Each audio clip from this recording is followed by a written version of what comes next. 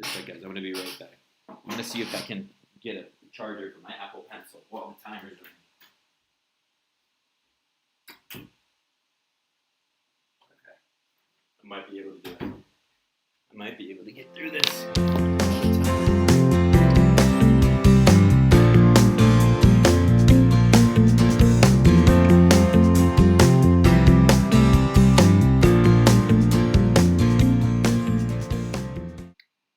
Let's get going here.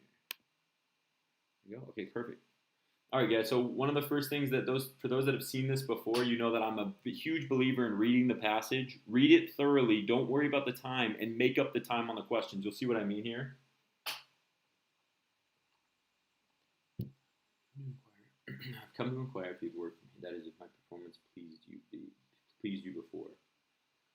A deliberate prompt, right? So that is my performance. Looking for, like, fishing for compliments. Didn't want to be hired because of my need or his kindness or my talent to be the reason he wanted me back. Okay, so a little bit of fishing, indeed, was all he offered. But now I feel spend months. New project so that I would have left up in symmetrical curves. A Byzantine chapel for the World's Columbian Exposition in Chicago next year. 4 times bigger than the Paris Exposition Universelle.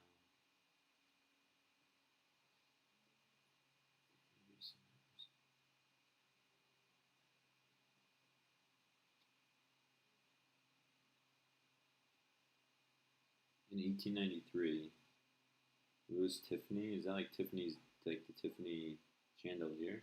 Like Tiffany, the company? Anybody know? Not that it really matters for the purposes of this, but some swung over his arms. I just think because the Paris Exposition, I think Tiffany, there's something there, maybe. Senses open palm, something there. There's massive carved mahogany exhibit tables, his sketches and watercolors. The infancy of Christ and Botticelli's Madonna and Child with the set off.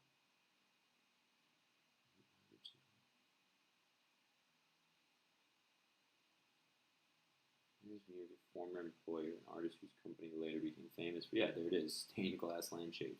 Okay, so it is Tiffany. Guys, the reason I went back there, just so you know, this is key. Can everybody give me a thumbs up in the chat? Or if you're watching live, give me a thumbs up. If you're not watching live and you're watching later, watching the recording, this will be available immediately after the live stream. But I didn't really understand what was going on there. I just want to be clear about why I went back here. I even asked, right, does anybody know who this Tiffany is, if that was actually the Tiffany? And it turns out it is. I should have probably done this before. It's up to you. Sometimes it helps, sometimes it doesn't. But if you read this little blurb, sometimes it puts the setting right into place. Thumbs up, guys, if you do that. You read that little blurb before, but it just puts it into perspective on what's going on. So it sounds like, right, the narrator is meeting with her former employer. So Tiffany is the former employer, and this must be like a young kind of apprentice who's the narrator. A huge undertaking, how richly fortunate. Surely there would be opportunity for me to shine. Practically hopping from side to side, maybe sitting down one large water to another under the Persian carpet, each one a precise, fine rendering of what he wanted the window to be. Gracious, you've been on fire. Go slower. Give me a chance to admire each one. So gracious, right? Unrolled the largest watercolor, an 8-foot mosaic around the altar with a pair of peacocks shining by great light. Standard Christian icon of crown with shimmering regal headdress for the king. A regal headdress. I like to circle adjectives that stand out. Regal, right? Regal shimmering regal headdress. You can kind of picture this. It just helps me stay focused, so that's something that you guys can take into account as well. But shimmering regal headdress. And then on top of that, like when we go through this, guys, the chances, who knows if it's going to show up in the question. Sometimes I say this and then it doesn't show up and it's kind of embarrassing, right? So I don't know if it's going to show up in the questions. But like he transformed standard Christian icon of a crown of thorns into a shimmering regal headdress, right? For God the King. That's such a profound, such a big sentence, right? That the chances something about that shows up in the questions is very, and if you focus on that, then that question, which otherwise would take you maybe 20 seconds to go back and reread, could take you 5 seconds because you just remember it. Like, as an example, it might say like, and I don't want to, again, I don't know what the questions are going to ask me, but it could ask about that. And then if those sentences stick out in your mind, that's where you're making up time on the questions. Thumbs up, guys, if that makes sense for those watching live. Astonishing how we could get mere watercolors so deep and saturated, so like lacquer, that they vibrated together as surely as chords would break. The great church pipe organ. A lot of imagery and similes here. Even then, the hues born exotic richness, the peacocks next to emerald green, and sapphire blue. We can picture that of the peacocks, the tail feathers in vermilion, Spanish, Florida gold, right? To feel the back. So, guys, the reason I'm just gonna skip. This is another reading technique that you can use if you're really interested for a speed read, right? If you guys are speed reading, you want to make up that time. So I gotta throw the timer over here. Yeah, guys, website is posted. So Star U, if you want to see all the strategies, you can download our free app, Star U. You can learn more about these. So absolutely, it's pinned to the top of the page. I mentioned at the beginning of the video too, if you back it up. But guys, one thing with speed reading, a strategy, and this isn't actually covered, so it's a good thing to talk about.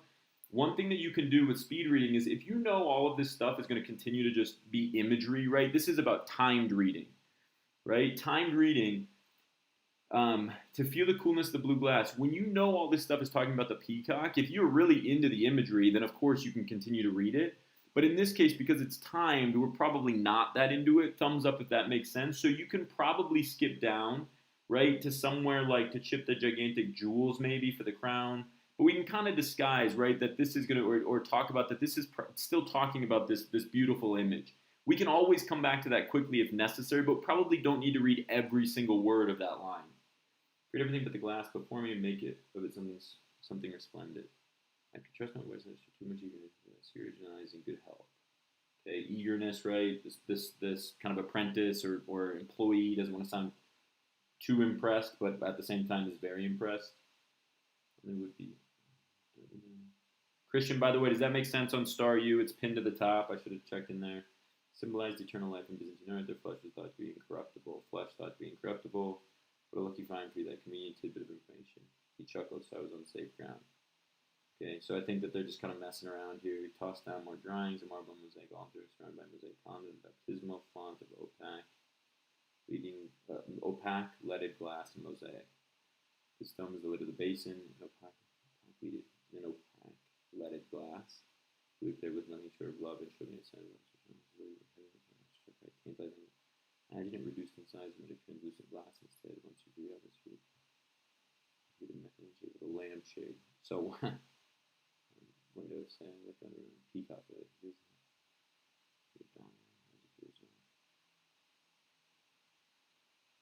Just think where that could go. Okay, so I think this is fiction. It was written in 2011 when we read that little blurb. Basically, it sounds like this employee, right? And you see this sometimes in literature. If you guys are big readers, that will help you tremendously on this test. But if you're big readers, you see this in literature where we get that sense of like, there's something, they were the very known person, Tiffany's chandelier in this case, or Tiffany's lampshades, right, had got their idea from some, unknown source almost. It sounds like what's going on here. Maybe it's true too, but they just mentioned the narrator, so I think that's probably what's happening. Okay, so let's go into these. If you guys have any questions, again, while we go, don't hesitate to post those in the chat. But it says, which choice best describes what happens in the passage? The narrator reflects on how behavior of another character has changed? No. Right? Does everybody see, right, the narrator struggles to understand the motivations of another character? I don't think so. It's definitely not A. The narrator gets your shared professional interest with another character. Probably. Narrator recounts the events that led another character to support a project. No, it's not her project, right? I think this is C, because it ends up being Tiffany, the famous Tiffany. B and D, guys, one of the things I always preach is if you've read the passage, go into each question. You saw me do it there. That was a pretty good example of it. Go in and look for answers that you can definitely eliminate. So B and D were okay. I think the answer is C here. I'm pretty sure. Those B and D were okay, so I didn't feel like they were immediate elimination. The behavior of another character changed. That wasn't reflected at all. There was no real discussion about Tiffany's behavior. So I'm 99.9% sure it's not A. But the other two answer choices, if you don't know for sure, look for the best one, not the one that is 100% correct, or not one where you have some kind of preconceived notion on that. Sorry, I'm just checking the time, making sure that I'm already talking too much. According to the passage, Tiffany looks forward to the upcoming World's Columbian Exposition to share an opportunity to, I think, gain more popular recognition, right? Collaborate with other famous artists. I think it's A, because didn't Tiffany mention that? In the name of, right, Chicago Exposition. think it's definitely A. Because he said in 1893 or whatever, we circled that. I like to circle dates because those seem to come out. Thumbs up if you also do that. The narrator indicates that Tiffany informs her of his new projects by showing a series of plans for stained glass windows he intends to construct, maybe presenting several finished stained glass. What is the time here? Glass windows describing into detail. Maybe expecting the water coating. I don't think it's I think it's stained glass by displaying a chart instead of not displaying a chart. I think presenting several finished. Yeah, so guys, so this is another great example of elimination. Both of these mention stained glass, and I think that's right. I think it's stained. I think it's presenting plans, right?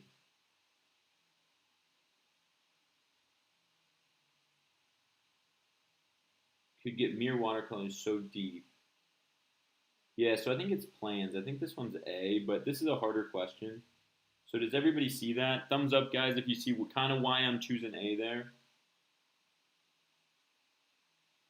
This is like discussing the plans, and so it could be, and then let's see, what are the line numbers here? 34, maybe. Let's see, 34, maybe. No, that's not, it's not 34.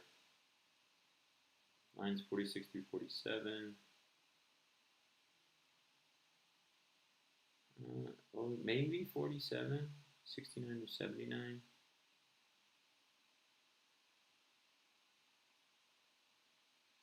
Just think where that could go. Showing a series of plans. I think it's one of these two. I think it's D. Just think where that could go, right? Series of plans, kind of.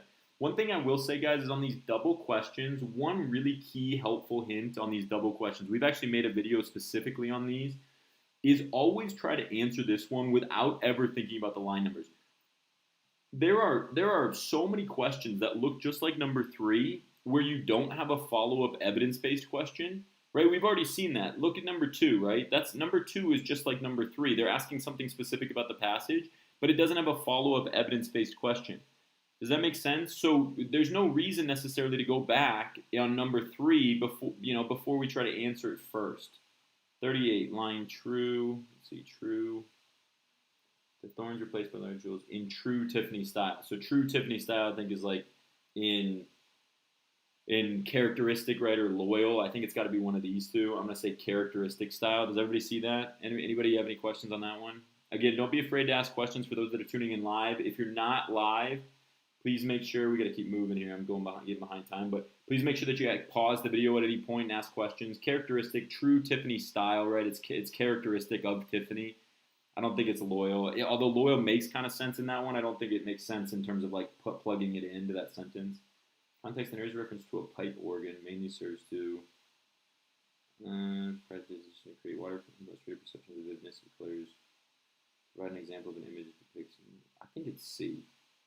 Right, illustrated perception of the vividness. That's where they're talking about all that stuff. Again, we can come back, but does everybody see that? I think it's back that they vibrated. Yeah, together as surely as chords. It's definitely C. That one's not too hard. I shouldn't need to go back, but now I'm starting to question myself. There's remarks in lines 53 and 58. The best scribe is expressing the narrators 53 through 59. Let's just go back quick. I can trust my voice not coming for you and your citizen.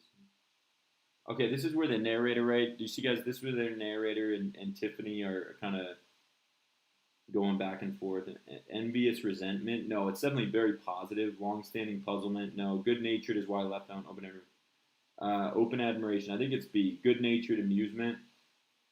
Everybody see that? But again, on this question, without having to go back, because I remember that line, on that question, it was without a doubt a positive tone, right? They were laughing at each other, and the narrator even said, like, sigh of relief or something like that.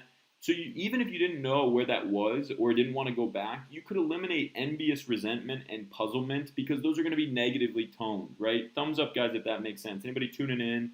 Thumbs up.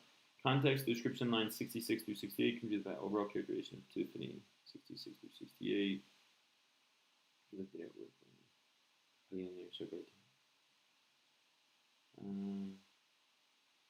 At his love of the importance made it perfect.